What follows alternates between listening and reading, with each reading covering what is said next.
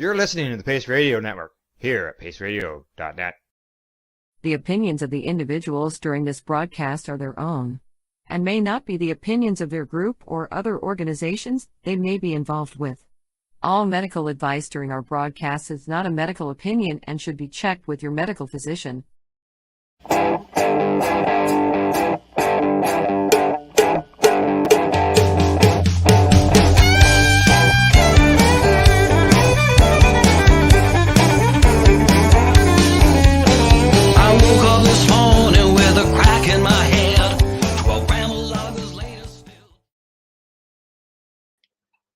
Good evening, everyone, and welcome to the Pace Radio Show. It is November the 22nd, 2023, and we're live here at paceradio.net and cbgtv.com.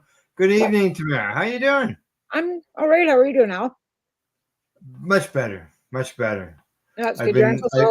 Your swelling has gone down. I see you're not having to use the crutches anymore, so that's good. Correct. I was able to toss the crutches over the weekend and be able to walk around without them. Mind you, not 100%, and I'm still not 100%, but things are improving daily, so that's good. It's all good news. That's good. That's good. Yeah, no, I just back from the vet from the sticker shock of that. Oh, imagine. Last shots, right? Figuring, okay, last time we had the vaccines done for the dog, it was $80. Go in today, it was $157. They've upped their prices, and now they got to charge you $90 for a veterinary visit every time they come in the door. Yeah, our vet charges us a fee each time we go in the door. We're charged a fee for the person who's doing the dictating. And I'm like, I was here 4 weeks ago. This golden dog cost $2,600 to begin with. He's been here every 4 weeks since birth, and you're going to charge me $90 because he's coming in for his last vaccination? No, I'm not paying that. Yeah, like I know. I lost that. Yeah, we've we've had some situations here with because we have dogs here, and I know there was an ongoing problem where it was repeated back, and eventually the last actual visit that I was at with the dog, they didn't even charge us for the visit. They just charged us for the medication that we got. That's all. Yeah, no. I took Squirty in because Rihanna's here, right? She needed her third set of vaccines too. So we got those. She was $140. Bubba was $150. Why, I don't know, because they both had the same vaccinations. And then we got to take the other one back for her booster because she didn't get her cord vaccine on time. Mm-hmm. I'm just like, you guys just like, and then I got to get another cat spay. It's just like, they just rip you. Like, no wonder people it's just so hard to keep up. Like, seriously, from 80 to $150. Like, that's especially those first ones. Yeah.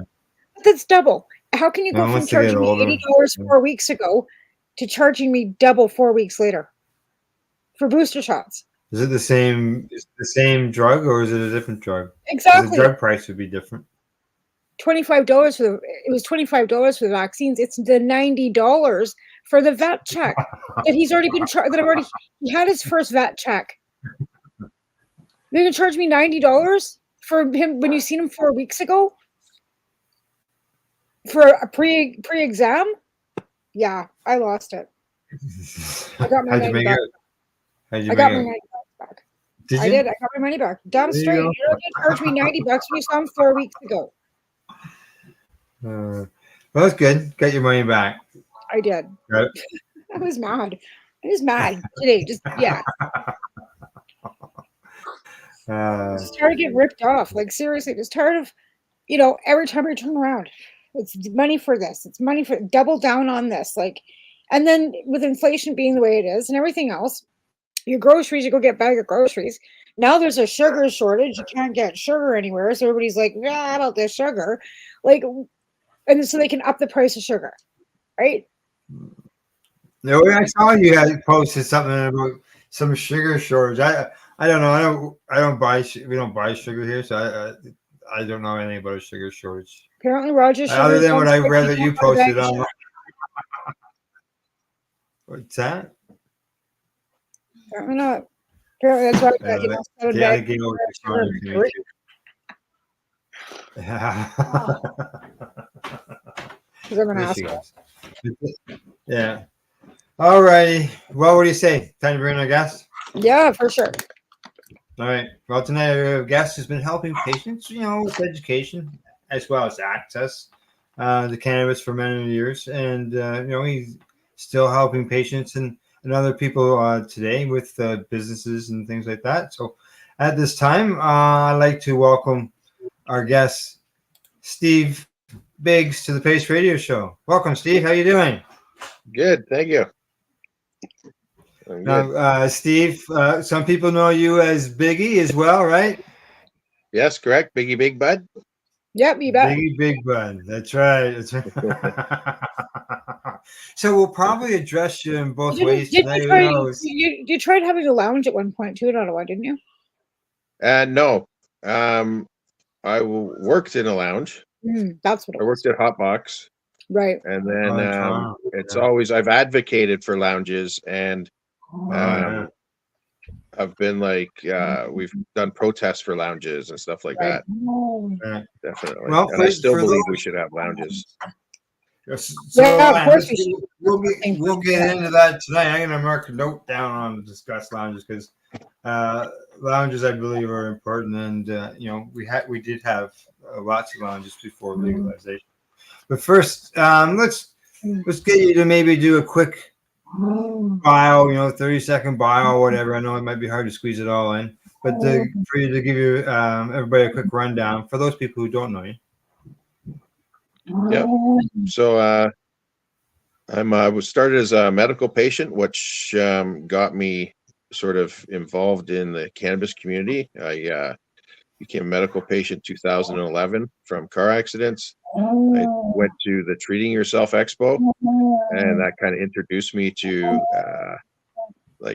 as an industry, like it's an actual industry. It's not just sort of growing and selling weed. And then that led me, as legalization approached, to Biggie Big Bud Compassion. When all the boom was on for dispensaries, I went more of the medical patient side versus the recreational side, which was inspired by Justin from Just Compassion. That's kind of what inspired me to do Biggie Big Bud Compassion. Well. And then my focus was on providing oil at more of a reasonable price than like the boom of the dispensaries at the time. When I set up Biggie Big Bud Compassion, it sort of showed me sort of the pricing on wholesales and everything, and I just was like, okay, there's got to be better pricing and more access for patients. So that led me to that, and then legalization. That kind of slowed down, and I did more into the accessory business and still dealing with the existing patient base that I had. And of course, if I'm approached by any new patients, we're not going to turn them away. But Right. It's more just dealing with the patient base that we had and friends of friends and type thing now versus actively pursuing it. It's hard to keep moving forward now with legalization, like especially for many of us, like Al too can attest to this, that we did help patients. We were signing up patients. We were doing a lot of work for that end of things to make the numbers, because we were down to 10,000 patients in total when we first got started, and then we were into the 42,000 level, where we actually had 42,000 patients registered with Health Canada. Now that number has slid back down again because of legalization. Yeah, and that's legalization definitely changed that whole like the true patients, like your patient that's a gram or two a day, and they can go to the rec store and they can get a cheap ounce now. Like the market from the way it was in the beginning to how it is now is definitely improved. With more micro growers and more mom and pop type operations. $100. Yeah, like so I mean, for that access point for patients is still good, but like in Ontario, you're limited. The bud tenders are limited to what they can tell you, what they can recommend, what words they can even use. Because it's not medical. It's recreational. Well, yeah, exactly. If you ever the recreational stores right? Yeah, you live in the city with the only brick and mortar medical store. Yeah. Yeah, But even like in Hydroponics. British Columbia, we have Yeah, exactly. a The only cellar one, rate. 20, was it 21, 22 years of medical cannabis in Canada. We got one store. But the problem is because we aren't trained medically, right? Well, And that's why we can't give they any should get, advice. well, they've had 22 years to collect all kinds of They information and do. data They and have. get people educated. They have. But Health Canada still hasn't recognized cannabis as a medicine yet. No, I know that. 22 I was years. Right? discussing that with And I some say people. how many times have I said this? Until they Every recognize show. every show. Almost. But like I said, I was saying, like, when you take the cell right, and you've heard me say this before, they don't recognize cannabis as medical, but there's a distinct line when you take their courses when you work in the recreational market to what's medical and what's recreational. A distinct line, because you're not allowed to speak about medical at all. They make a distinct in that, because I took the Sell It Right course out in British Columbia just for shits and giggles.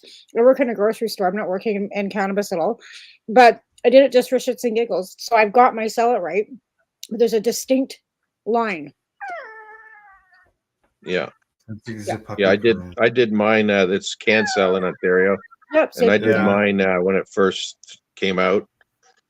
Just because I was like, oh, I'll just do it. It was $49. It was online. I'll just do it. Yeah. Yeah. And I mean, I've had it since. So, and done upgrades to it. But it's, yeah, there's that distinctive, like, what not to do, what not to do, what not to do, what not to do. Health and safety, health and safety, health and safety. The whole thing. And then you go like, so what's a patient really supposed to do? Like, you know, well, and you know, there's probably a lot of people like yourself who start out as patients and see the benefits and want to help people and, you know, start a business in doing so. You know, I believe that a lot of legacy brands, I'm sure, were founded on that sort of basis. Like, definitely, that's where I came from, was like the benefit that it did to me, and then seeing that, and with like, so with legalization and everything, and it was someone I worked with made a point, and it's like when legalization first was coming, it was like a corporate takeover of the industry is what it was. Yeah.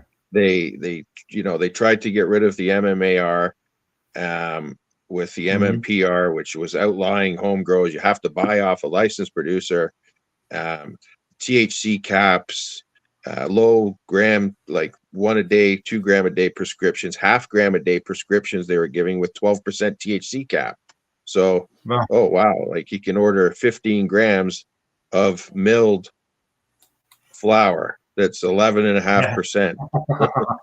Sorry, there was a different government back then too. We were dealing with conservatives in Harper. That was the prairie plant system. The Liberals never intended this to be an industry. It was for health and safety purposes, to keep it away from the children, to have it tested and regulated behind closed doors. That's the end of it. That was the policy that was made. The rest of it, they don't give a shit about. They don't care about the patients. They don't care about their use. They don't care about any of that stuff. They care about health and safety of Canadians and keeping it regulated behind at a gang's hands. Period. That's their stance. I don't want to hear any more about it. And that's the truth. Yeah. Sadly, it is. It's the truth. Yeah. They won't even talk about the money that's being made, that's helping people and raising our tax, like putting more taxes into the coffers. They won't even talk about that. They don't even want to talk about how that's benefited Canadians. They just don't want to hear about it. They don't want to talk about it. Yeah. Cannabis be legalized. They themselves still stigmatize it, so it's not surprising for them to have that attitude with it, anyways. So that's the attitude. But, so as far as patient-wise, you mentioned, the medical end of things. In an accident, what was the result of the accident? Was it back damage, broken bones? Yeah, so back and nerve damage in my back and neck, and which, like, as the years have gone by, has led to arthritis and other, like, in knees and hands from, like, just smaller injuries. Yeah, and then so the latest accident I had was 2021 here. I got hit by a snowplow in Ottawa, T-boned Oh. by a snowplow, and I had Were you basically in your recovered as good as I was. Sorry? Were you in your vehicle or Yeah, I was a standing? passenger. So the Okay. blade of the snowplow came into the side of the car and like trapped me in the car. So the fire department had to come extract me from the car. Good grief. Oh, And jeez. but during that, so I was fighting the insurance company to cover the cost of cannabis. So pre-accident, I was down to a 2 gram a day prescription. Mm-hmm. Week after the accident, I saw the cannabis doctor. He put me at 10 grams a day. Now, I used to be a 40 gram a day prescription back. When I first started MMAR, I was like 8 or 9 gram a day, and then went up to a 40 gram a day after like 4 accidents in a row. In a short period of time, I was up to 40 grams a day, and then had sort of weaned that down over the years, went down to 30, was down to 20. A lot of it too was I didn't have the grow location in the end. Yeah. So like having the high gram license wasn't it didn't. You couldn't. You couldn't use didn't it. need to have it. I'm not going to be Yeah. buying 40 grams a day off a licensed producer. So Well, they I don't wouldn't even need. give me a 40 gram a day through the licensed producer. I asked for 20. They would only give me 15 because of affordability. And that's exactly what the nurse practitioner told me. Highest I can go is 15 because of affordability. What do you do for work? I said, I don't work. I'm disabled, but at that I'm working now. But at that point, it was Alvin. My husband makes good money, but they wanted to know where I was getting my money from. Yeah, because it doesn't make sense to them when it's that you're going to be buying. So anyway, I fought them on. I had the doctor do a request for treatment. It's called an OFC 18 in Ontario, and it's a treatment plan. So the doctor just said that I need my 30 or my 10 grams a day, so 300 grams a month covered for 3 months, so 900 grams. The cost at $12 a gram.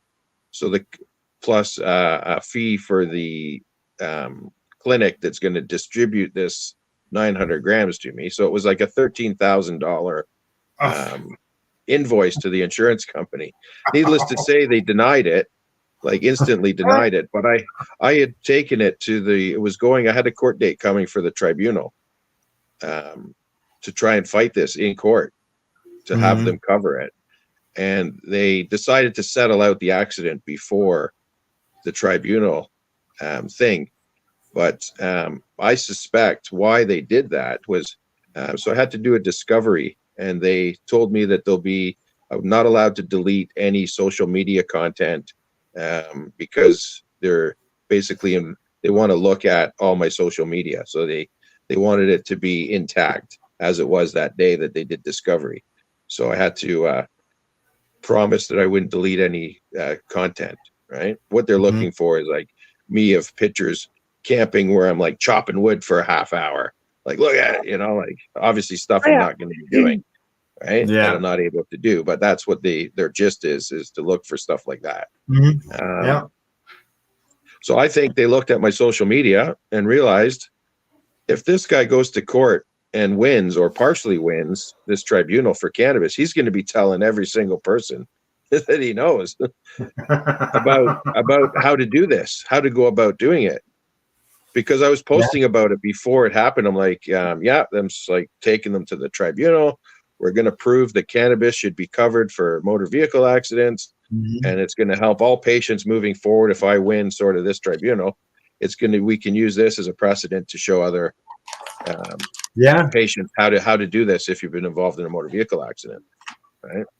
So the settlement that I got was a little higher than I anticipated, and I suspect it was because of that threat of the court action of that I could maybe go to court and prove that, because I had 2 different shrinks say that the accident definitely caused my symptoms to increase from previous to the other accidents. because I've had so many, they always try to say, "Oh, it wasn't this accident that caused your problems. It was the one that you had before that we're not, we have no part of." Previous injury. Right. Previous injury. So they all agreed, Yeah. he had previous issues, but this accident intensified those previous issues. So I had that part down, but they wanted me. The one shrink was like, well, would rather prescribe meds than I don't believe cannabis is the solution. Yeah. Right. But then we had the doctor. So we had two different licensed producer or like clinic doctors, sorry, saying that no, he does need this cannabis, and he's already done that route with the medication, and it's not a suitable route for him, and this needs to be covered. Right. So it never made it to court, unfortunately, for patients, but it settled out and relieved a lot of stress in my life. They seemingly want to avoid court these days. Yeah. Or you know, I know of a person who got like anything. They really don't want to be touching it. It just seems that they just keep delay and putting things off. Anything that's cannabis related. Yeah. There's people out there that have gotten awards in challenges and then have been forced not to say anything. Well, it's like the lady out in Nova Scotia that's fighting WCB, and she had her tribunal last week, and she went in front of legislation and Parliament and the WC tribunal, and she won. So there'll be more coming out of that because I've got her on my TikTok. Her name's Saltier Mud, and she's from Cape Breton. Actually, it's a Cape Breton course. But she went in and she represented herself, and she was able to actually speak out. But she's signed herself up for MAID too because she just can't. Like it's just the whole situation sucks. Right. So all this benefit that you're finding with the cannabis led to you wanting to obviously help others, and that led on to Biggie Big Bud. Compassion. It did. So it led on to Biggie Big Bud, and the focus was like I was saying, then went off topic. There was more accessing extracts and oils for patients at a lower cost, and then even providing free FICO or RSO to patients that needed it for either withdrawal or cancer, or I mean, we weren't really, if you came to us with an issue and we're low income. So it was, if you were low income and proved sort of, we had a little bit of a threshold, you proved you were low income, you couldn't afford the medication, then we would provide that oil at free of cost. Wow. Jeez. Right. And then that was funded through the sale of the oil and the extracts that the people that weren't low income, then there was profit on that. Right. So it was right. The oil for the patients was a low profit and free. Right. Yeah. Depending on income. Like I say taxes collected on recreational, there should be a percentage of that goes towards helping patients who can't afford the medical cannabis. Yeah. But, and it's, I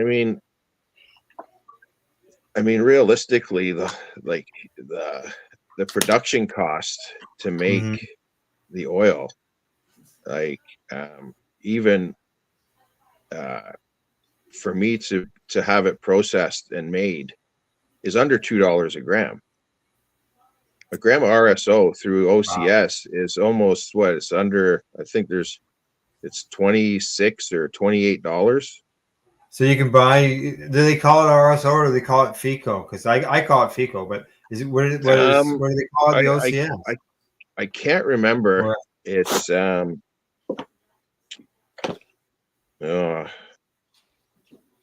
don't know what they call it, to be honest. I just know that there's one.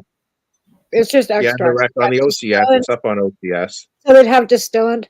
They've got. I don't know. Like I don't buy it that way. I buy it in tips, right? But it comes in like different vape tips. Yeah, I haven't gone looking for it. I was told it wasn't available.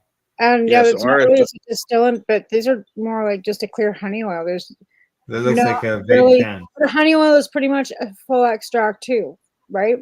Like there's no difference between honey oil and it's a full extract. Yeah.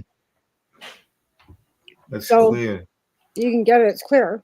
We used to call this honey oil. We used to get it, but we used to make it with ISO. Yeah. Yeah. Yeah. And it's like, that's Yeah, what so I you get that OCS, you get honey oil and distillate and everything, but like production cost on that, you're looking, under $2 a gram. They charge $33 for these. But this is a 1.5 gram, $33.99 plus tax. Yeah. Yeah. And then 20% tax. And then the thing will probably leak on you and pull the wiring out of your battery. No, like it I've did never. to me. You know what? That's one thing with these. Honestly, to God, I've had several. I've never had an issue with any of them. I've only had one issue with a legal cart, and that was I think it was the battery that caused the problem, not the cart. But yeah, I've never had the cart off it. Like Yokan, right? So this is a Yokan. It's got the temperature and everything on it. You can bring up and down the temperatures on it, and yeah. So that's. I think I threw mine away. I'm looking in the garbage can.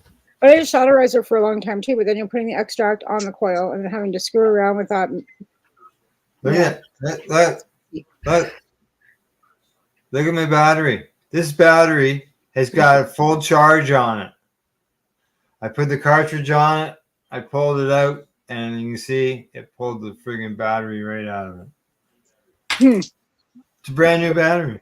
This has got it's got an attachment that you have to attach to the thing, right?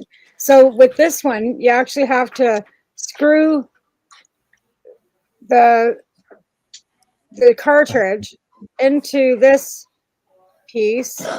Yeah. And this piece, and then it goes into here. Right? Oh, okay. Yeah, you got one of those. It's a little different unit. Battery. I've got a couple of them, but I mean, it's just because. I find these really handy. The Biggie Big Buds and the Compassion. While you're helping patients, there was also, I guess you could say, personal cost to that. You spent some time in jail. You understand? Yeah, that was so pre-legalization. I was just doing my thing, growing and selling, and we'd grow and do trips to Newfoundland. And on one of those trips to Newfoundland, it was the money I got caught with, not the actual drugs. Oh. And as I found out, you get in more trouble for cash money than you do for really. Yeah. And pay any tax on it. It's income without income tax. Yeah, proceeds of crime. So it becomes I ended up going to the penitentiary for having the drug money versus if I had got caught with the hash that we were there selling, I would have probably got like a 6-month provincial sentence. Wow. Or a year maybe or something. But yeah. I ended up I guess they would have had to connect all that together. To do the charge. It's not as if they waited till you got home to catch you with the money. They must have grabbed you sooner than that. Yeah, no, they raided the hotel room that we were in Newfoundland, just ready to get on the boat to leave. They raided us the night before we were leaving, and then at the time, I wasn't smart enough. I guess I was young and dumb and thought I was invincible and. Didn't have a front company set up where I could actually say, "Oh, I was working and I had this money from here." Or it's like, where do you work? Nowhere. I grow weed in my basement. What do you mean?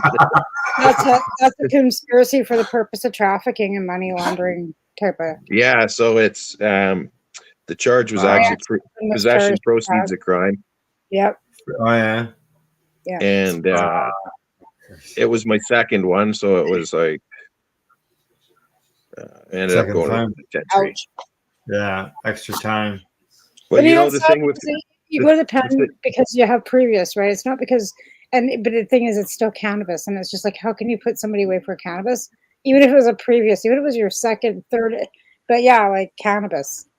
Yeah, right? And the thing with going to the penitentiary on something like that is. Like you just meet bigger and better connections. Like, yeah, it's like a training school. Like I went from I went from, like barely knowing guys that I could get kilos off of to meeting a guy that was the captain of a ship that had 18 tons on it. Like, like importing it direct. Like, there's going away for school. Yeah, it's like school. Yeah. And then, but I mean, saying that, there was like, even though you're in there on a white collar crime, or what they consider white collar crime, because I ended up in minimum security after the first little bit, club fed, right? Ended up in club fed, little mini putt barbecues and swimming pools and movie stars. But this is a great place. But before that, though, I mean, it was traumatizing. Like there's things that you saw and that you're subjected to, and stories that you hear that still, like, to this day, that affect me. Like, so it's easy to joke, oh yeah, it was it's club fed, and that was the last little part of it. But the first part, like, there was a full-on riot over sandwiches, like. Which you could be a victim of and just being collateral damage. Yeah, I mean, it's basically right. So I wouldn't did time for with being in the federal system and being in like a classification sort of part of it, where it's like your cellmate could be there on a drug charge, or he could be there on a double murder, or he could be there as a sexual offender. Right? You don't know, right? And and those are some of the things that, as me as an advocate, that we would just basically talk about, but myself never experienced. So to be able to you talking about that experience is like, to me, it's just it's crazy. Wow. It's crazy to think about that. There's a whole industry around now why I was thrown in prison and subjected to that. That's the thing. You walk into a pot store, I'm thinking, I did 6 months for now you're selling it across the fucking counter, like at a till. And I did 6 months for that. Like, are you fucking kidding me? I was angry about it. Like I was saying in the beginning of legalization, it was like a corporate takeover, and there was like the LPs suck, LPs are bad. They did but they were started because of the fucking whole MMPR, right? So if you go back long before, so legalization wasn't even a twinkle in anybody's eye when the MMPR and the fucking LP started. And it was supposed to be just basically like Flin Flon, right? Or not? Was it Flin Flon? Yeah, Flin Flon, Manitoba, the gold mine. Where they were actually producing for the few patients that they had. They were getting feedback that it wasn't good enough. So they were kind of like trying to give them a jolt and try to find better meds for the patient. They didn't expect it to explode. They didn't expect all those people with MMARs to fucking lose their fucking minds and say, we're growing our own, go fuck yourselves, we're taking you to court. They figured that we just go, okay, we'll just let you take our licensing. They figured we'd go away quietly. They didn't expect a fucking court case. They didn't expect us to go, fuck you. I gotta jump in here. Commercial time. When we get back from our break, we'll continue our talk with our guest, Steve Biggs. Biggie Big Bug Compassion. And we're going to talk about Source One Supply when we get back. This is the Pace Radio Show. We're live here at paceradio.net and cbgtv.com. You're listening to the Pace Radio Network here at paceradio.net. Limestone City Hydroponics is Kingston, Ontario's hydroponics shop. Take your growing to the next level and create the optimal environment with a tent kit, or maximize your yield with an ebb and flow flood table kit. Either way, Limestone City Hydroponics has more sizes and options to fit your needs. Are you looking for the power of the sun that adapts to your budget? Then look no further, as they have professional grow lighting. They have indoor grow systems that are easy and cost effective, with many options to fit your living space and lifestyle. Cultivate your growing potential. We have everything you need to succeed. And if you can't make it to the store, they offer local delivery to the greater Kingston area. Remember, when you're looking for experts to help you grow, then look no further than the locally owned Limestone City Hydroponics, 105 Sunderland Drive in Kingston, Ontario. Call them at 613-548-0420. Are you looking to get your medical cannabis grow license? Limestone City Hydroponics can help patients through the process of obtaining their license to grow medical cannabis. What's that? You don't have a doctor. If you meet the medical criteria, Limestone City Hydroponics has a nurse practitioner who can assess and provide medical cannabis prescriptions. What are you waiting for? Contact Limestone City Hydroponics at limestonecityhydroponics.ca or call them at 613-548-0420. What do you find at paceradio.net? People advocating cannabis education. Enjoy the buzz of legalization with Campbellford Lifestyle Shop. From lights to plant nutrients, books, consumption accessories, and more, we've got all your basics to grow or consume cannabis. Visit our info center or take a look at our piercing services and body jewelry, now available in-store through Campbellford Lifestyle Shop, 17 Bridge Street West, Campbellford. Cannabis edibles are an effective way to manage pain and other ailments, especially when you deal with your trusted partner, Legacy 420, in Tyendinaga Mohawk territory. You see, we lab test every product on site to ensure proper dosage every time, which is critical when consuming cannabis edibles. All Legacy 420 edibles are made by our classically trained baker and chocolatier, and we also have super tasty vegan options. Our baker has been in the industry for 25 years. She's also a chocolatier. Everything from savory to sweet, your chocolate bars, brownies, butter tarts, you name it, we make it. Talk to our knowledgeable Cannatex about our incredible variety available. Give your trusted partners a call. Legacy 420 out on your road.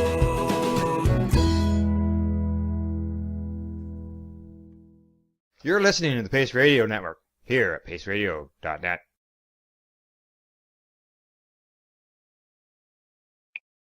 Radio show with our guest Dave Biggs, or Biggie Big Bud, whatever name you like to call him. He says he's good with it. All right. Before the break, we're talking about Biggie Big Bud's compassion, the fact that you end up spending some time in the penitentiary, helping patients with access to cannabis, and so on and so forth. Now, that has led you to take that entrepreneur experience and create yourself a company? Yeah, so I created Source One Supply. I did that when I left Hotbox. My last shift at Hotbox was December 31st, 2019, and then, 18. And I started Source One Supply January 1st of 2019. So like the next day. I'd had done Source One Supply as another company before that, but I was doing auto. It was in the auto sector.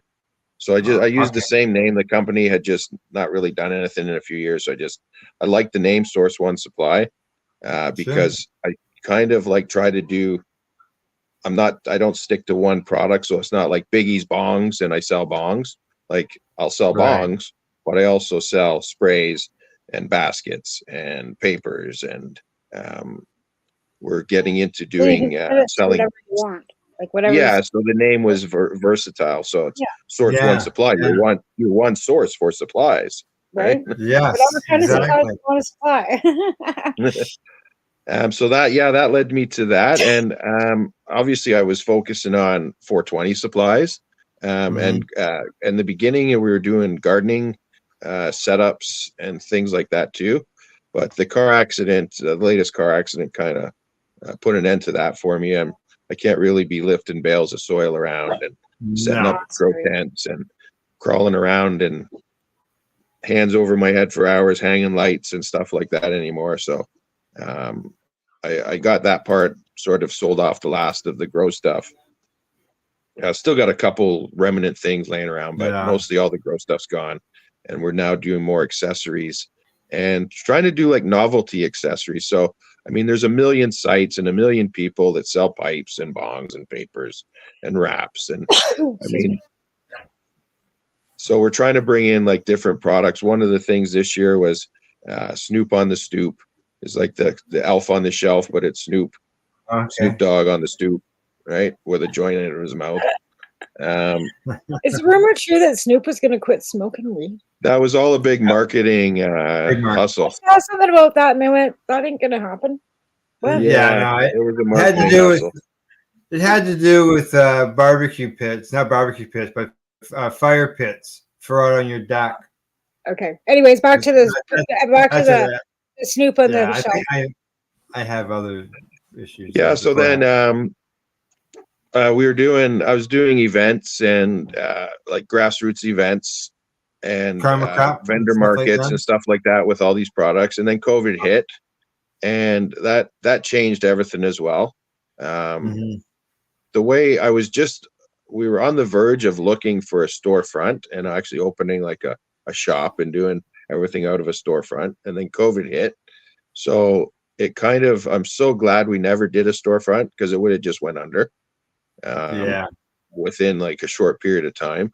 But it like how I worked it was the place I was working out of actually had a drive-in bay, and we can do curbside pickup there. I can leave stuff there in the bay, and you can just drive in and pick it up yourself if I'm not there. So that kind of worked out during COVID.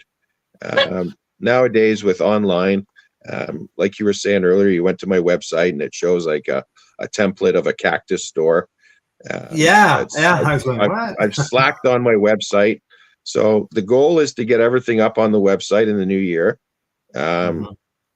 So that, when people say, "Oh, Biggie, I wanted to check out your site," they can actually, go check it out. Here you go. Instead of, go to Instagram and look at my page. Sort of that's where it's at. So we're doing some changes coming into talking about your Instagram page. There you go. Yeah, there you go. There's Snoop. Look at that. Yeah, there he is. There he is. Do you sell him? I want him. I do. I want one of those. I'm not kidding. I got the stupid elf on the shelf. Taven's too old for that shit anymore. Yeah, so like we do greeting cards, these baskets, like back to the source one. This is like Scentsy products.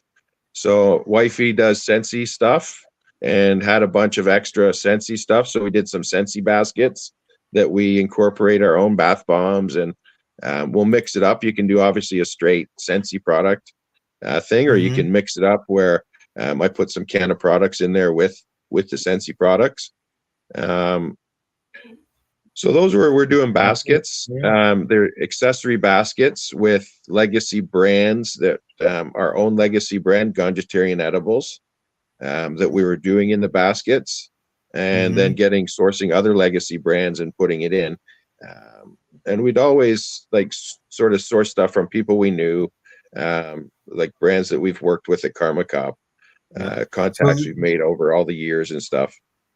These would be baskets that people could purchase, or you would, maybe did you help out as far as compassion wise with the baskets as well? Yeah, so the baskets we did, they were more, we did give away a few, but they were more like people would buy them as gifts for people at Christmas or birthdays, stuff like that, 420.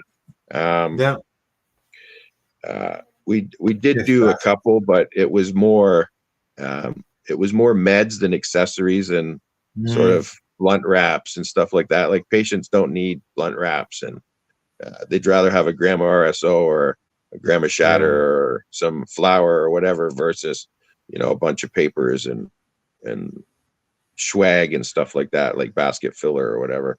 Right. So the baskets were more like on the business side than the compassion side. And then, so back to the compassion side, though, we got nominated this year for an AdCan award, which is mostly for LPs. So it's all like craft brand of the year. There's all the different categories. LP of the year is one of them. But one of the categories is social good campaign of the year. And I got nominated for Operation Oil. Yeah, you'll scroll exactly. up.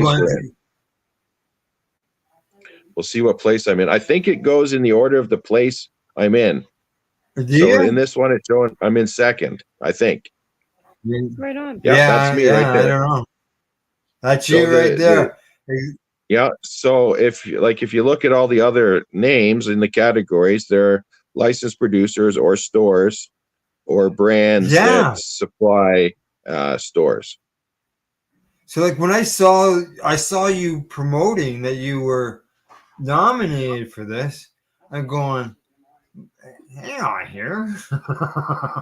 I know, yeah, it's more of the legacy end of things versus the legal end, and so to see in this category, I was quite surprised. So I'm really stoked that we made this category because this is part of our legacy. This is not this isn't a legal brand that I made, and we're raising money to do something through our legal brand. This is our legacy brand being recognized. We're giving away free cannabis oil to medical patients. Like that, to me, this was amazing. Whether I win or not, I still was. Someone took the time and nominated it, and people are voting. I keep watching like the place that I'm in. The furthest down I've been is fourth, and it keeps going back up. I've been at first once or twice, but I'm usually in the second or third spot. Well, if you're seeing it move, then maybe I haven't got a clue. I wouldn't think that they'd want to give that people that. I was thinking it was just like they moved them randomly like down, so it's like one's not always at the top, but it doesn't seem to work like that. Right. It's like the one at the bottom has only moved once. Okay, so this is Operation Oil, which I was thinking. I thought, what kind of campaign, so would this Operation Oil be? But you just said it was through the Compassion Club and helping patients with access to the fecal oil. Yes. Yeah. Wow. Yeah. Way to go. Because we're still doing that. Like I'm still giving oil to patients these days. We and what this actually did is some of the oil we give away is donated to us by growers. Yeah. So this being nominated, I got messages from growers that were reaching out to me saying, "Hey, I've got this extra flower here. Can I send it to you and you can have it processed into oil that you're going to give away?" So, I mean, just by being nominated has increased what we're going to be able to do for patients. So I encourage everyone, get out and vote. Big Bud, Operation Oil. You can vote every single day. So how it works is you can vote every single day through the whole month of November. At the end of November, they pick the top 4 who got the most votes. And then they go forward. And then those 4, you can vote every day through the month of December. And then whoever gets the most votes through the month of December wins that category. But I actually think this is an award that you have to pay for to go claim. Well, you have to like it's one of these. I've heard of this before, where it's like, oh, you've won an award, but it's going to cost you $3.99 to claim the title. But I don't care about any of that as long as I just win. So there you go. I've got you checked off. Right? I just to go there. I just went to the website adcan.ca, clicked on the vote thing there, hit your name, and I'm hitting vote. And you know what? Honestly, there's a lot of other really good campaigns in there. So even if you go there and decide, hey, this looks cooler than Biggie, vote for them. Like, throw a vote somewhere. Yeah, like you said, you can vote multiple times. So, technically every day, you can vote every single day. Category. Right. And, for those who are worried about people collecting your data, like your email address and name and all that type of stuff, I did not enter anything into that whatsoever. Yeah, no, it doesn't require you to enter any information. You just vote. And then I think it does track your IP address More likely. Because you can only vote once a day. Yes. So it goes by your IP address. So if you have Wi-Fi and you have data, you could technically vote twice a day. Oh, on the Wi-Fi, and then do it on the data. I'm just saying. Yeah.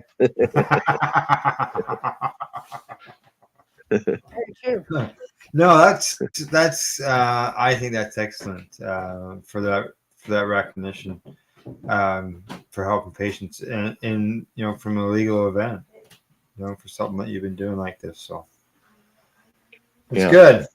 And then, so the people, I've had people say to me, Biggie, you used to be so against LPs, and like you're now promoting some licensed product, like legal products.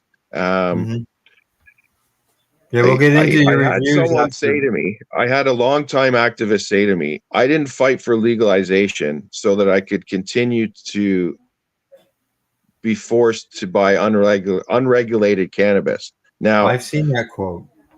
I agree with them somewhat.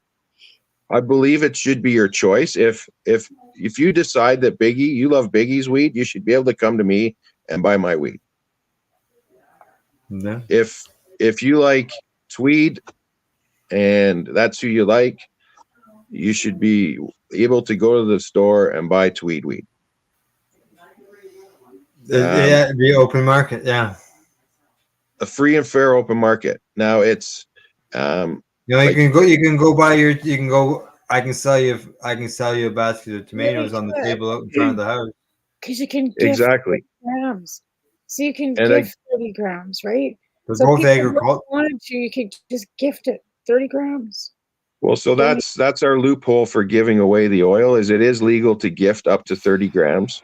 Right. Yeah. So that's like the oil that is given away is either been gifted to me or produced by me. Mm-hmm. And then I gift it forward to someone else. Yep, you bet. Nice. And then I always joke about that gifting thing is like, yeah, I can gift you up to 30 grams of weed for free, but the baggie's $150. Yeah. Right. Well, that's a hell of a markup. Gosh, it's $5 in the box. It's a full-plated bag. It's $210. That includes shipping. And the processing fee for me to get off the couch and put it on the scale. I wish it was that easy anymore. I'm retired. Like, fuck, I couldn't give this shit away. Mm-hmm. And here was the dilemma. It wasn't that it was the price or the affordability of it. It was the fact that I couldn't keep up with the fucking 3,000 different strains you can get availably in a legal market. You walk into a store, at least out here, just got rows and rows and rows and rows of different things. All I could get was like 3 different strains, and it, wasn't. So people are going to go where they can get whatever, comparably to a Compassion, where you can only get 3 different kinds. And that's where I was at. I said it wasn't the fact that mine was less. Of course it was. Compassion is always less. But it was the fact that, it wasn't whatever blueberry fancy kush that came in a green package with sparkling fucking names on it. Because they are. Some of them do have, like, they say you're not allowed to advertise. Well, this is not sparkly, but it's still not like lame nothing. Right? Like, it's different colors. Yeah, it's got I have to admit, I'm a sucker for fancy packaging. Right? So I like the blue one. But I tell you, like, we always ask, what's the best you got in the store? And they'll tell you, and I try it, and I take it home, and then I decide.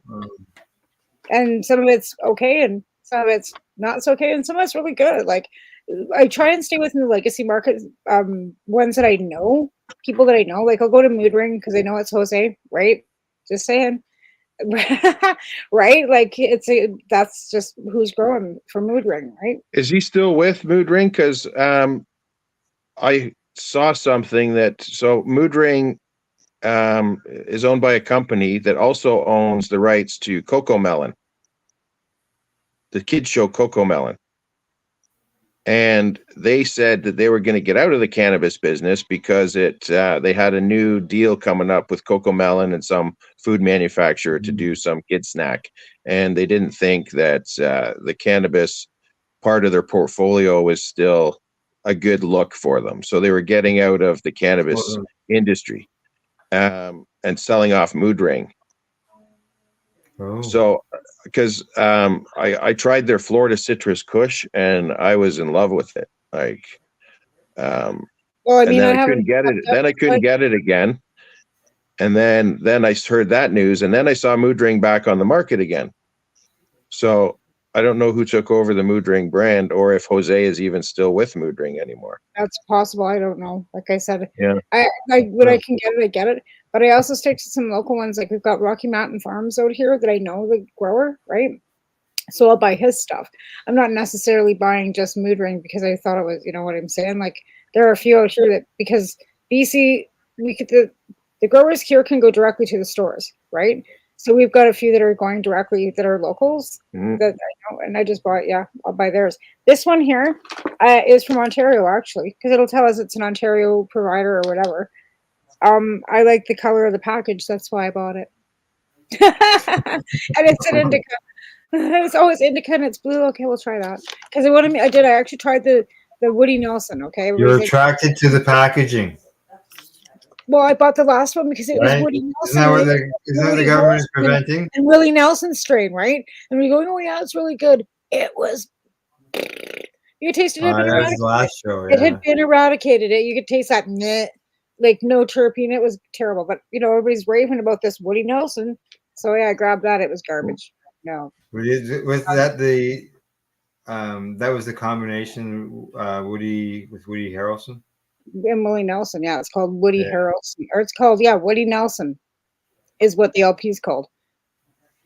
Okay. Yeah, and then he tried to sell that to me again this time. I'm like, man, I tried it last time; it was not so good. Let's try that one over there in the blue package. It's pretty good. Actually, I'm not complaining about this at all. It's pretty good. It's got some flavor to it at least. Like that's my main thing. If it doesn't taste good, I don't want it. Before we go to break, I got two things I want to cover after break. Biggie, you mentioned earlier about the Treating Yourself Expo. Yeah. I got the big sign right there. I think I found one of my jars the other day.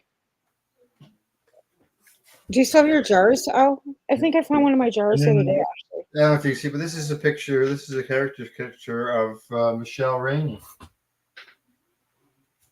That was the cover of issue 26, I think, of Treating Yourself magazine. That's Michelle. But yes, that was quite the event. So it was good that you mentioned that. That's where you opened your eyes to the fact of businesses. Because I'll tell you now, the events you go to these days are nothing like what you would have seen at the expo. No. Yeah.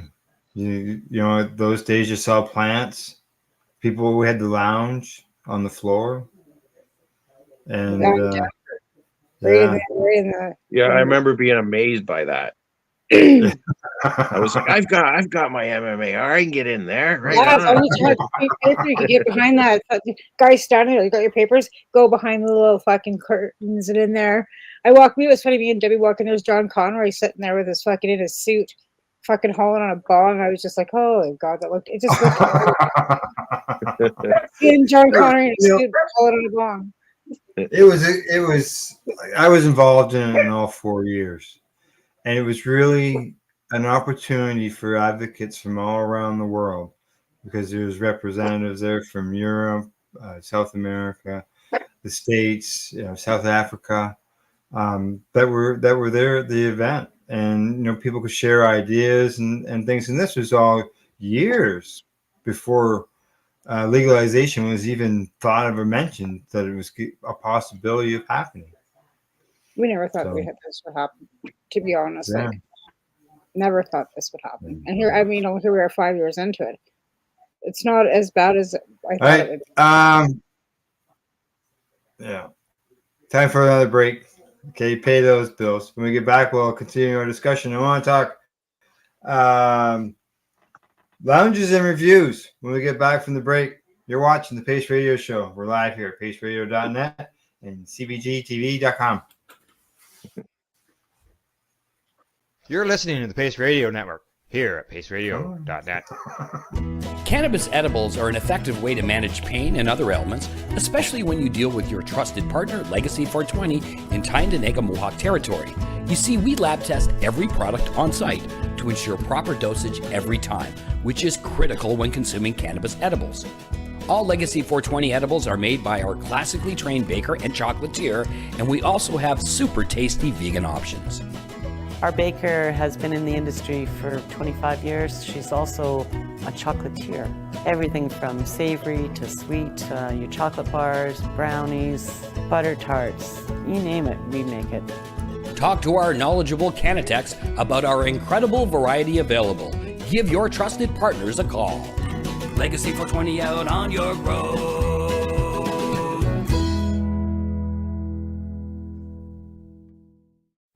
In February of 2022, the Victoria Cannabis Buyers Club and Ted Smith were fined $6.5 million. This for helping 8,500 patients with access to medical cannabis. In our interview with Ted, he spoke to us about how people can donate to help in an upcoming court challenge. And here is part of that interview. From what I've seen lately, I believe that you've got something that you're trying to do as far as fundraising to deal with this next court challenge. For now, people can write checks directly to Jack Lloyd Law Corporation or send e-transfers to save the VCBC at gmail.com. I guess those are the two easiest ways for people to help right now. Pace Radio is the people advocating cannabis education radio network. Limestone City Hydroponics is Kingston, Ontario's hydroponics shop. Take your growing to the next level and create the optimal environment with a tent kit or maximize your yield with an ebb and flow flood table kit. Either way, Limestone City Hydroponics has more sizes and options to fit your needs. Are you looking for the power of the sun that adapts to your budget? Then look no further, as they have professional grow lighting. They have indoor grow systems that are easy and cost effective with many options to fit your living space and lifestyle. Cultivate your growing potential. We have everything you need to succeed. And if you can't make it to the store, they offer local delivery to the greater Kingston area. Remember, when you're looking for experts to help you grow, then look no further than the locally owned Limestone City Hydroponics, 105 Sunderland Drive in Kingston, Ontario. Call them at 613-548-0420. Are you a cannabis content creator? Are you looking for a place to have your content seen? If you answer yes to both questions, then you need to check out cbgtv.com. CBG TV, broadcasting to a worldwide audience. Find us at cbgtv.com. Enjoy the buzz of legalization with Campbellford Lifestyle Shop. From lights to plant nutrients, books, consumption accessories, and more, we've got all your basics to grow or consume cannabis. Visit our info center or take a look at our piercing services and body jewelry, now available in-store through Campbellford Lifestyle Shop, 17 Bridge Street West, Campbellford. We are people advocating cannabis education here at paceradio.net. You're watching the Pace Radio Show, and we have our guest, Steve Biggie Big Buds, here on the broadcast. And we've been talking about a lot of stuff over the last hour, everything from the legacy end of things, as he's made his way into the legal world. And Tamara, earlier you mentioned something about surprised about seeing Biggie discussing some of the newer products that are out there. But Biggie, you've actually started something to do. I don't know whether you call it a company or whether you're calling it just something that you're doing, a hobby or whatever, but you're actually doing reviews on products now. Yeah, so I started Gangetarian Reviews. Obviously used part of our legacy name from Gangetarian Edibles. It's kind of one of those versatile names again, Gangetarian. It can cover anything cannabis related. So far I've been doing legal market reviews. I've been given samples through all the years, I have lots of friends that are now licensed producers, contacts that are store owners, bud tender friends, sort of like that whole legal side of it. So being that I'm CanSell certified, I'm eligible for some of these samples when I go to these tasting events and whatnot. Right, yes. So I've been given a bunch of samples, but I don't just do the samples that I'm given. I've bought some stuff as well through the stores. I have hundreds of legacy market reviews that I've just a notepad that I've always said, oh, I'll do something with this at some point. I'm gonna mix some of that in, I think, just as like maybe Throwback Thursday legacy review or something. And sort of the motivation behind it, it's at this point it's kind of a hobby, and I'm getting a bunch of cool product to check out that I probably wouldn't go buy. Well, like, to be honest, I probably wouldn't go buy some of it that I've tried. I would go buy again, definitely. Like it's on my list of, oh yeah, I'd buy that one. Like, and some is not. The goal isn't to bash. It's not to give bad reviews. My reviews are going to be honest, but it's not an LP bash sort of like way I'm going to go with it. And so if it's bad, it's bad. If it's great, it's great. Hey, man. I was bashing, and I mean, because I don't like it. To chew my tongue off, because like some of these guys have gotten really quite a bit better, and I was like anti-LP. I was going to be the last person to ever walk into a legal store. Now I'm walking into a legal store and chewing my tongue. So keep going. Yeah. So that kind of got me going on it, and then I started thinking about, okay, transitioning into the legal market. How am I going to do that? How am I going to make this monetary? Like, how am I going to monetize this? I'm obviously getting content out of it that I can, like I said, when I update my sites, that could be part of the Biggie Big Bud site. But like, there's no, other than, like I said, the samples I'm getting, there's no monetary aspect to it yet. So I'm kind of trying to figure out a way that we can do our old legacy baskets with the accessories still, obviously, because the accessories are legal. That's nothing to do with it. But instead of doing the legacy brand edibles and legacy flower and extracts and all the stuff that we did, is maybe some of these samples with LP swag, because the LPs have a lot of swag. Like, I have bins and bins and bins of it at storage that I've gotten at events, and like, it started with Lyft like years ago.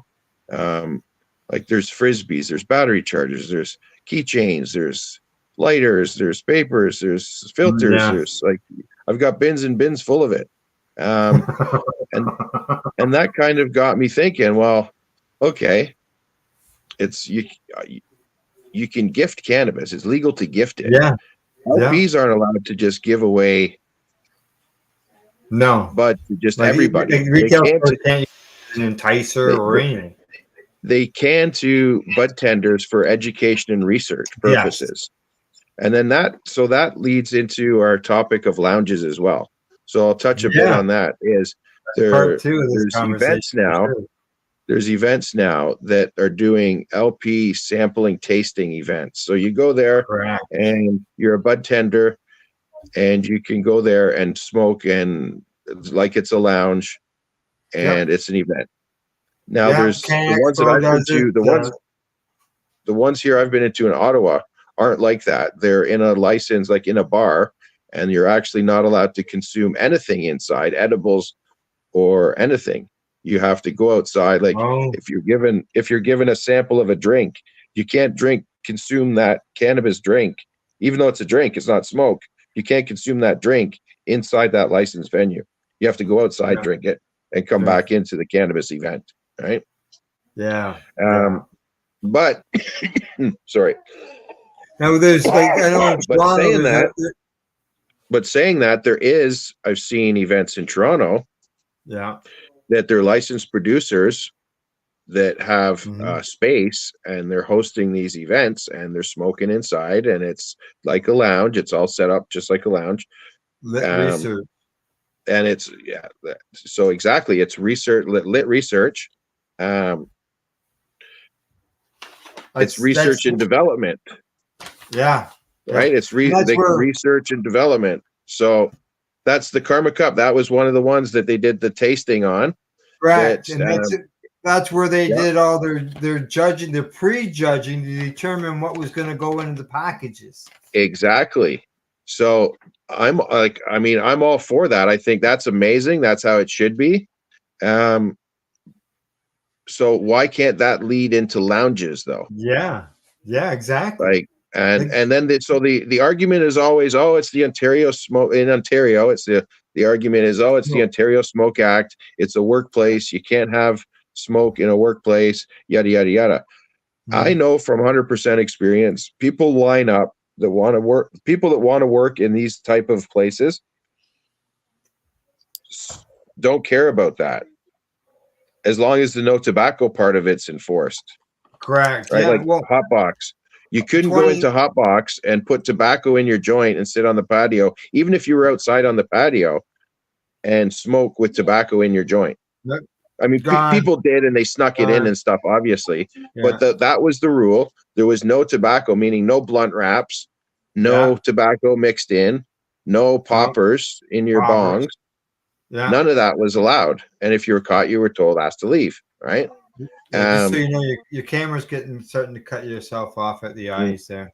So I'm getting excited. And I'm moving in closer. I know you're getting close. In 2012, Treating Yourself, I wrote an article for Treating Yourself magazine on the vapor lounges. There was 9 vapor lounges in the city at that time. There was twice that many province-wide. The lounges were all self-regulated, as you said. Vapor Central, others, Vape on the Lake. They had ventilation systems in there. They were, some of them had better access than others. Like we did a complete review. I was like 17 pages long, but it was a really good industry. There was entertainment going on at them. There was either comedians or movies, or there was podcasts going on. And then once legalization came in, they were shut down because of the Smoke Free Act. But why could there not be some type of exemption? Or I can see them coming back, but I can't see the smoking being allowed inside. I can see them more along the lines of beverages and edibles. Yeah, I think that we using the volcanoes and stuff should be allowed because it's vape. It's vaping, but it's not allowed. You can't vape either. Yeah, we can't hear either. But it falls under the same category. Yeah. Now there's been some places have had like patios. I think up near South Bend, Ontario, there's a store up there that has a patio where people can go outside.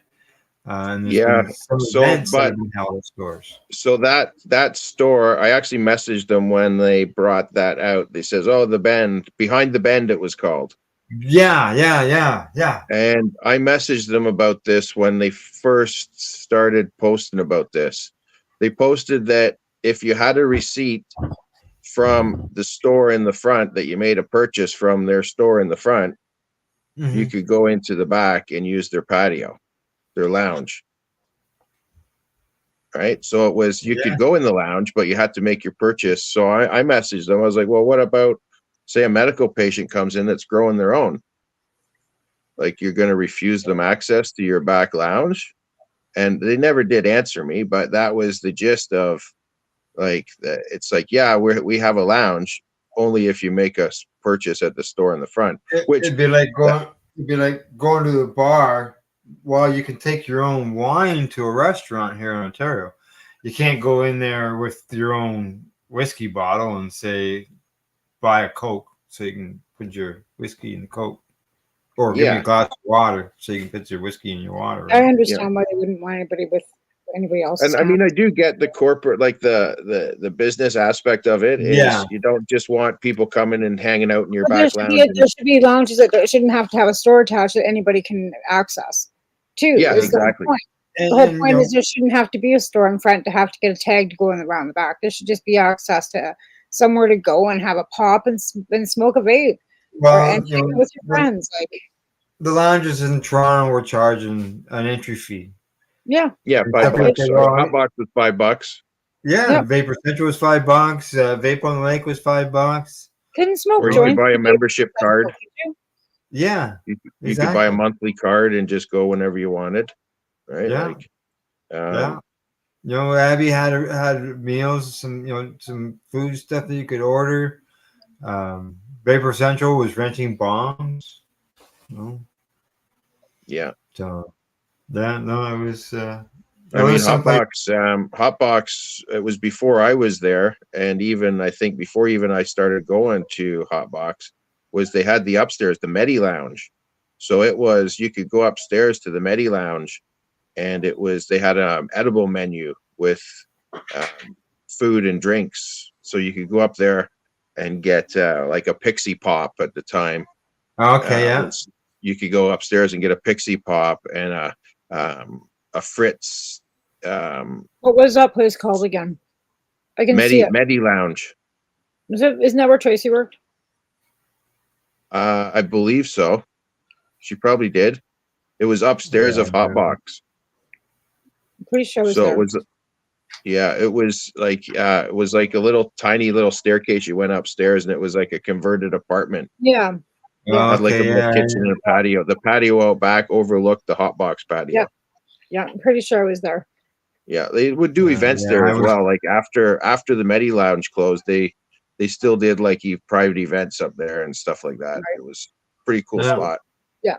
Yeah, and actually, I know a company in Belleville that was looking at opening up a vape lounge, but once legalization came in, they just said forget it because people couldn't consume their cannabis. Yeah, and that was sort of required. The only real thing with liquor. Like, and that's what the only real loophole that you could do a lounge is if you opened it in a residential house and became a members club, not a lounge. Yeah, I think Robert Nero. That would be undercurrent, but then it's not. You're like, we're just going back now. Yeah, like it's just like having a bunch of friends over your house. Well, we fought and all this, and now it's like going back to in the basement, the closet. Yeah, or like, I mean, you could rent some really nice house and you could do it up nice, but I really don't think the clientele is there for lounges like that anymore, like that. Right? Well, well, here's, like I said, because you can't serve liquor and cannabis the same. But what if you had like a mocktail bar where you sold mocktails and served cannabis, like vape lounges kind of thing, right? So you get the because you can't even have a wine and cannabis bar because of the liquor. They put them together, but you can't sell them together or put them together, right? In any way, shape, or form in any province, as far as I know. But which is really ironic because there's so many people that don't want to drink that want to consume cannabis. Make your mocktails out of the cannabis pop. I don't know. It's just there's got to be a way. It'd be nice, but it's the ironic thing is that the ironic thing back to the alcohol and the cannabis mixture is that so the event that I went to here in Ottawa, it was the 5th anniversary legalization party, and it was hosted by the Canadian Cannabis Council, which is George Smitherman, George Smitherman, I believe, was the one who wrote part of the Ontario Smoke Act. He was a Liberal cabinet minister. I know that. So. Yeah. Now the event, there's no cannabis sales and you couldn't consume inside. It was samples and swag and stuff like that. But it was just like a green market. Tables. You go up to the table, you hear the spiel, you get a sample, you get some swag, you move on to the next table. But you got free alcohol drink tickets as you went in. No. Because they had a bar. I personally don't have a problem with it. I mean, I think it should be mixed. I don't think I think it's up to the consumer to be responsible. If you know that if you smoke a joint and drink 6 beers, you become an idiot, then don't smoke a joint and drink 6 beers. Right. Yeah. Right. Maybe smoke a joint and drink 3 beers. Or just have a beer. Right? Or smoke 2 joints and don't drink any beer. Right. Right. Yeah. Whatever your choice is, but again, whatever it is that you like and whatever your sort of tolerance levels at, then that should be, you know, I don't think that cannabis should be separated from alcohol. So when I'm saying this, I'm not bashing on this event or how it was run or their choice to give out free drink tickets. But it's ironic that the regulations that these councils and everything want, then you can have a party with where you're giving out free drink tickets with that. I mean, obviously people are going outside with their samples, they're consuming some of their samples outside and then coming back in and drinking their alcohol, right? Not everybody, obviously. Like I don't really drink anymore. So I meant to actually give the drink tickets away to somebody, but then forgot and was like, oh, they were in my pocket when I got home. I was kind of pissed that I didn't give someone the free drink tickets. You know, you can go to with Treating Yourself. We used to go to all kinds of trade shows in Toronto, and they would have there'd be a booth at some of these shows that were doing like samples, alcohol samples, and people could stop by there. And, get a little shot or whatever. You know, why not be able to do that with a cannabis beverage? I haven't seen it. I haven't seen it in quite a while, but you used to go into the liquor store and they'd have like a rep from whatever company. Yeah. And giving you little sample shots while you're in the liquor store. Like you've driven to the liquor store to buy your alcohol and put in your car and drive home and then drink it. But then now you're in the liquor store being offered little samples. Yeah. They don't do that out here anymore because they can actually, if they see you, they can come to your house 2 hours after you've been home and still charge you with an impaired. Yeah, so that same in Ontario, it's the same thing. You could be out driving and be 100% sober, go home, chug 6 beers. Yeah. The cops show up at your door, they'll charge you for impaired, even though you weren't impaired when you were out in your car. You came home and drank your beer. Yeah, I don't think it's happened to anybody, but it's still just ridiculous. Yeah, it's ridiculous. But it's.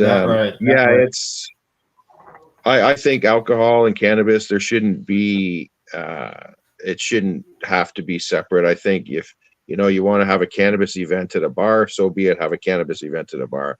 If you want it to not be in a bar or not have alcohol, then do that.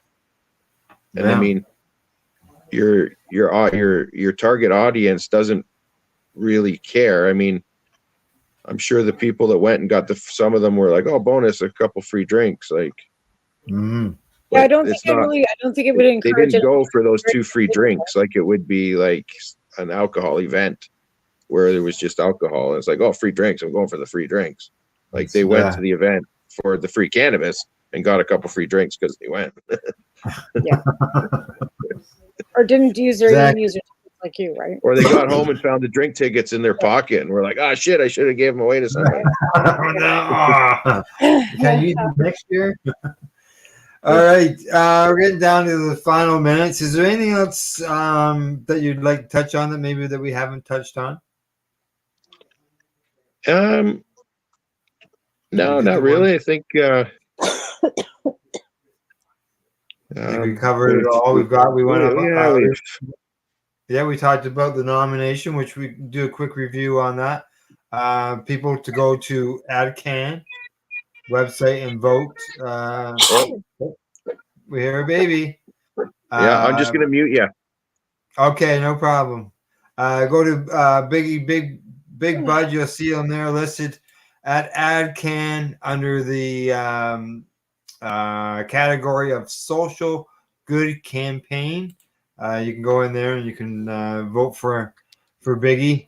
That was for Operation Oil, where Biggie was helping patients, for those who needed it, compassion doses of fecal or RSO, whatever you want to call it. I call it fecal oil, and so go there and vote for them.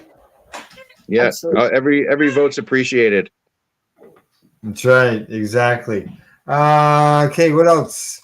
We'll give you time for your shout out. Let everybody know where your socials are, where they can find you, so on and so forth. So yeah, Steve Biggs on Facebook or Biggie Big Bud. 2 G's on Biggie, 2 G's on Big. And Instagram is Biggie Big Bud 613. Our new Gangetarian review site, which I forgot to mention this. The reviews I do with my wife. So we have both sort of female and male aspect involved, and different sort of taste buds, and like she hates OG and I love OG. So you get a different sort of mix. So Gangetarian reviews on that one. It's Instagram as well. Gangetarian reviews. Gangetarian edibles 710 on Instagram. And then the accessory business is Source One Supply, and that's on Instagram. And eventually in the new year, the website will be up, sourceonesupply.ca and biggiebigbud.ca. Don't be fooled by the cactuses. Yeah, don't be fooled by the cactuses. I think that was the wife in the background. No, that's the daughter. Daughter, okay, all right. You saw a person. Yeah. All right. Other than that, Tamara? I'm good. I'm just, floating through life. All right. Just a reminder to everybody know we'll be back next week with a special guest. You can find the Pace Radio Show. We're on Twitter, we're on Instagram, we're on Facebook, and you can find us online.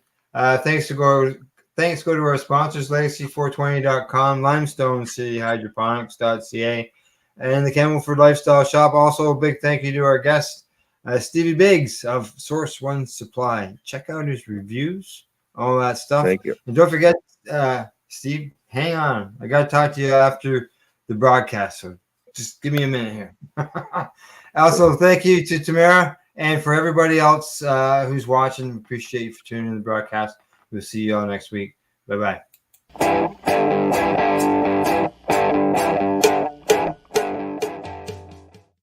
The opinions of the individuals during this broadcast are their own, and may not be the opinions of their group or other organizations they may be involved with. All medical advice during our broadcast is not a medical opinion and should be checked with your medical physician.